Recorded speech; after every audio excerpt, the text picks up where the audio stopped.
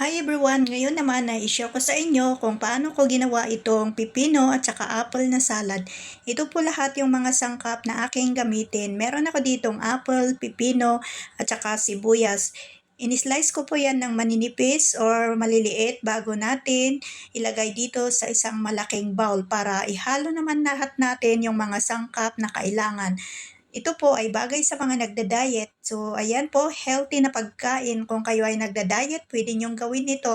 At saka napakasarap din, isang merienda or dessert. Depende sa inyo kung anong tawag nyo dito. So, ayan po, nilagay ko sa isang malaking bowl. Tapos, naglagay ako ng sesame oil. Tansyahan lang yung nilagay ko dito. Nasa sa inyo kung gaano karami yung ilagay nyo. Pagkatapos, nilagyan ko naman ng paminta or black pepper powder. Tapos naman, sinunod ko itong apple cider na vinegar para healthy ang ating salad. So, ayan ang aking nilagay dyan. Pagkatapos naman ay nagdagdag ako ng konting asin. Sabi ko nga sa inyo, walang measurement ito kaya tansyahan lang yung ginawa ko. At last, naglagay din ako ng sesame seeds. So, ayan.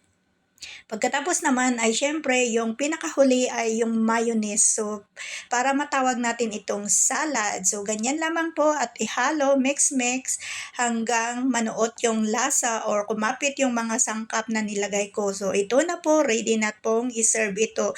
Napakasarap at napaka-healthy na salad naman ito. Kaya ayan, shinare ko sa inyo. Kaya kung gusto nyong gawin ay pwede naman. Napakadali at napaka sarap. So, bye-bye!